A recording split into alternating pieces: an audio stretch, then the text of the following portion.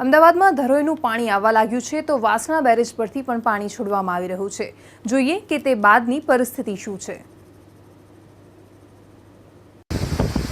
ગુજરાતમાં અને ખાસ કરી ઉત્તર ગુજરાતમાં થયેલા મુશળધાર વરસાદને લઈને ધરોઈ ડેમનું જે પાણી છે તેની જે આવક છે તે વધી છે, તેની સીધી અસર અમદાવાદ સ્થિત જે સાબરમતી નદી છે તેના પર થશે અને તેને લઈને જ હાલ વાસણા બેરેજ જે છે ત્યાં દરવાજા છે તે બેરેજના ખોલી દેવામાં આવ્યા છે અને ખાસ કરી એવું કહેવાય છે કે થોડા સમય પછી ધરોઈમાંથી છોડાયેલું જે પાણી છે તે અહીં નદી પર પહોંચશે અને તેને લઈને જે નદી કાંઠાના જે વિસ્તારો છે અહીંના જે સ્થાનીય જે આજુબાજુના જે ગામો છે તેને એલર્ટ કરવામાં આવ્યા છે। સાથે જ જે વિસ્તારની અંદર નીચાણવાળા વિસ્તારની અંદર જે રહેણાંક વિસ્તારો છે ત્યાંના લોકોને પણ ઊંચાઈવાળા વિસ્તારો પર ઊંચાઈવાળી જગ્યાઓ પર ખસાડી દેવાની સૂચના આપવામાં આવી છે। સ્થાનિક તંત્ર જે છે તે અત્યારે સતેજ બન્યું છે અને ખાસ કરી કહેવાય છે કે 1 લાખ ક્યુસેક જેટલું પાણી ધરોઈ ડેમમાંથી છોડવામાં આવ્યું છે કે જે થોડા સમયની અંદર સાબરમતી નદીની અંદર પહોંચશે અને તેને લઈને જ આસપાસના જે વિસ્તારો છે